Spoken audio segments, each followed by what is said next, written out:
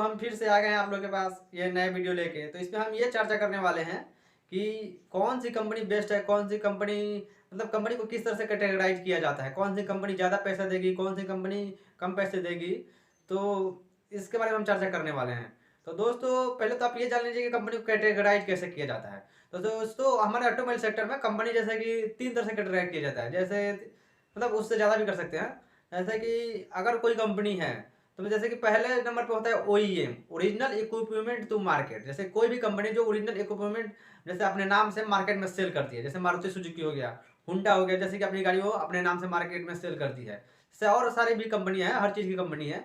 तो ये आपका ओईएम कंपनी होती है। तो ये होता है सबसे टॉप लेवल पर। तो ये कंपनी में अगर आप जॉब करते हैं तो इसमें मतलब इसकी सैलरी और कंपनियों की अपेक्षा ज़्यादा रहती है, क्योंकि रियल बात है, ये मुनाफा ज़्यादा कमाती है। ये गाड़ी 10 लाख की बनाती है तो इसको ज़्यादा मुनाफा होता है, तो आपको ज़्यादा पैसे देती है।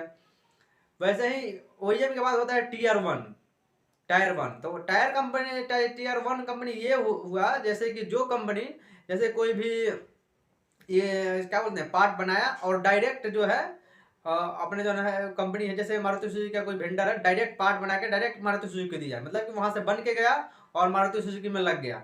तो हो गया टीयर वन कंपनी। तो इसका जो पेमेंट रेट है तो वो थोड़ा सा उससे कम होता है, जैसे मारुति सुजुकी से थोड़ा सा कम होगा। उसके बाद आता है टीयर टू कंपनी। तो टीयर टू कंपनी वो कंपनी है जो कि पार्ट बनाकर डायरेक्ट मारुति को नहीं देती है। जैसे कोई बीच वाली जो कंपनी थी, जैसे कि मेरा जेबीएम कंपनी है, तो जेबीएम कंपनी पार्ट बना के मारुति सुजुकी को देती है, तो वो टीयर वन कंपनी है। अभी तो फिलहाल जेबीएम ओईएम कंपनी हो गया, क्योंकि उसका खुद का बस आने लगा है मार्केट में।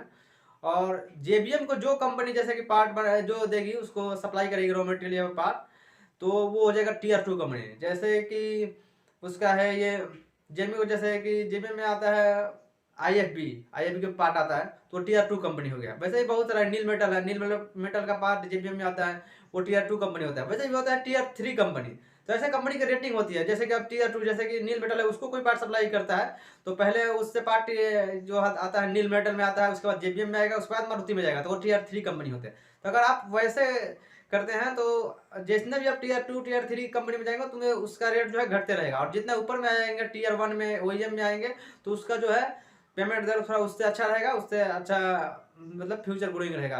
और जैसे कि आप फेमस कंपनी में काम करके जाइएगा तो कहीं भी बताएंगे कि हम जेबीएम कंपनी में है, टीयर वन कंपनी में है, तो उसके अगले वाले कंपनी आपको जो है बेनिफिट देगी। तो आप समझ गए होंगे कि कंपनी को किस तरह कैटेगराइज किया जाता है, कौन सी कंपनी में अच्छा ग्रोथ मिलेगा। तो इस हिसाब से आप जो है कंपनी को ज्वाइन कर सकते हैं। बेसिकली आप ध्यान दीजिए कि टीयर वन कंपनी में ही ज्वाइन करें या फिर ओईएम कंपनी में ज्वाइन करें। ठीक है, थैंक यू, धन्यवाद।